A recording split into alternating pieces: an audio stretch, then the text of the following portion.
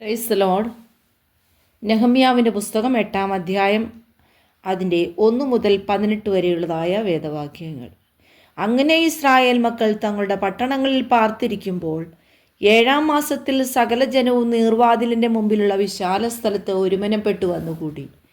യഹോവ ഇസ്രായേലിനെ കൽപ്പിച്ചു കൊടുത്ത മോശയുടെ ന്യായപ്രമാണ പുസ്തകം കൊണ്ടുവരുവാൻ എസ്രാ ശാസ്ത്രിയോട് പറഞ്ഞു. 7-ാം മാസം 1-ാം തീയതി എസ്രാ പുരോഹിതൻ പുരുഷന്മാരും സ്ത്രീകളും കേട്ട് ഗ്രഹിപ്പാൻ പ്രാപ്തിയുള്ള എല്ലാവരുമായ സഭയുടെ മുമ്പാകെ ന്യായപ്രമാണം കൊണ്ടുവന്നു. നീർവാതിലിനെതിരെയുള്ള വിശാല സ്ഥലത്ത് വെച്ച് രാവിലെ തുടങ്ങി ഉച്ചവരെ പുരുഷന്മാരും സ്ത്രീകളും ഗ്രഹിപ്പാൻ പ്രാപ്തിയുള്ള എല്ലാവരും കേൾക്കെ ന്യായപ്രമാണ പുസ്തകം വായിച്ചു. സർവ്വജനവും ശ്രദ്ധിച്ചു കേട്ടു. ഈ ആവശ്യത്തിനുണ്ടാക്കിയിരുന്ന ഒരു പ്രസംഗപീഠത്തിൽ എസ്രാ ശാസ്ത്രി കയറി നിന്നു. അവൻ്റെ അരികെ വലത്തുഭാഗത്ത് മർത്തിത്യാവ്, ഷേമ, അനായാവ്, ഊരിയാവ്, ഹിൽക്കിയാവ്, മയസേയാവ് എന്നിവരും ഇടത്തുഭാഗത്ത് പെദായാവ്, മിശായേൽ, മൽക്കിയാവ്, ഹാശൂം, ഹസ്ബാദാന, സെക്രിയാവ്, മെശുല്ലാം എന്നിവരും നിന്നു. എസ്രാ സകല ജനവും കാണുകെ പുസ്തകം വിടർത്തി. അവൻ സകല ജനത്തിനും മീതെയായിരുന്നു. അത് വിടർത്തിയപ്പോൾ ജനമെല്ലാം എഴുന്നേറ്റ് നിന്നു. എസ്രാ മഹാദൈവമായ യഹോവയെ സ്തുതിച്ചു. ജനമൊക്കെയും കൈ ഉയർത്തി ആമേൻ ആമേൻ എന്ന് പ്രതിവചനം പറഞ്ഞു. വണങ്ങി സാഷ്ടാംഗം വീണ് യഹോവയെ നമസ്കരിച്ചു.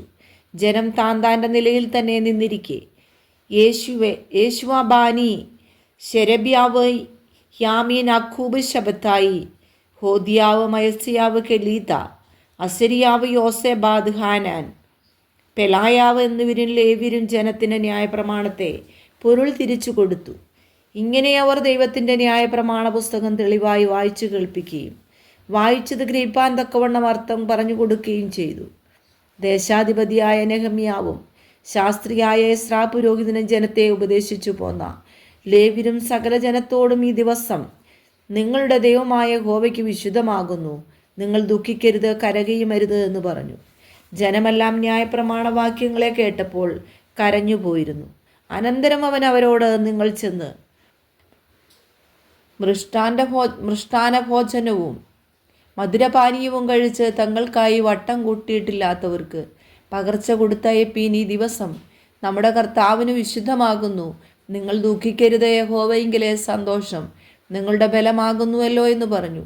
ഔവണ്ണം ലേവ്യരും നിങ്ങൾ മിണ്ടാതിരിപ്പീൻ, ഈ ദിവസം വിശുദ്ധമല്ലോ, നിങ്ങൾ ദുഃഖിക്കരുത് എന്ന് പറഞ്ഞു. സർവ്വജനത്തെയും സാവധാനപ്പെടുത്തി. തങ്ങളോട് പറഞ്ഞ വചനം ബോധ്യമായതുകൊണ്ട് ജനമെല്ലാം പോയി തിന്നുകയും കുടിക്കുകയും പകർച്ച കൊടുത്തയക്കുകയും അത്യന്തം സന്തോഷിക്കുകയും ചെയ്തു. പിറ്റന്നാൾ സകല ജനത്തിൻ്റെയും പിതൃഭവന തലവന്മാരും പുരോഹിതന്മാരും ലേവ്യരും ന്യായപ്രമാണവാക്യങ്ങളെ കേൾക്കേണ്ടതിന് എസ്രാ ശാസ്ത്രിയുടെ അടുക്കൽ ഒന്നിച്ചുകൂടി.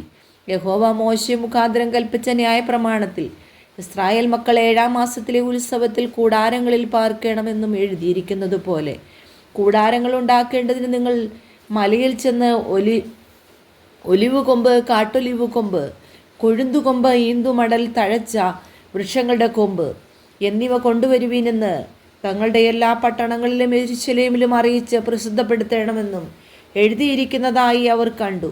അങ്ങനെ ജനം ചെന്ന് ഓരോരുത്തൻ താൻ്റെ വീടിൻ്റെ മുകളിലും മുറ്റത്തും ദൈവാലയത്തിൻ്റെ പ്രാകാരങ്ങളിലും നീർവാതിൽക്കലെ വിശാല സ്ഥലത്തും എഫ്രൈം വാതിൽക്കലെ വിശാല സ്ഥലത്തും കൂടാരങ്ങളുണ്ടാക്കി പ്രവാസത്തിൽ നിന്ന് മടങ്ങി വന്നവരുടെ സർവ്വസഭയും കൂടാരങ്ങളുണ്ടാക്കി കൂടാരങ്ങളിൽ പാർത്തു. നൂൻ്റെ മകനായ യോശുവയുടെ കാലം മുതൽ അന്നുവരെ ഇസ്രായേൽ മക്കൾ അങ്ങനെ ചെയ്യാതിരുന്നതുകൊണ്ട് അന്ന് ഏറ്റവും വലിയ സന്തോഷം ഉണ്ടായി. ആദ്യ ദിവസം മുതൽ അവസാന ദിവസം വരെ അവൻ ദിവസേന ദൈവത്തിൻ്റെ ന്യായപ്രമാണ പുസ്തകം വായിച്ചു കേൾപ്പിച്ചു. അങ്ങനെ അവർ 7 ദിവസം ഉത്സവം ആചരിച്ചു.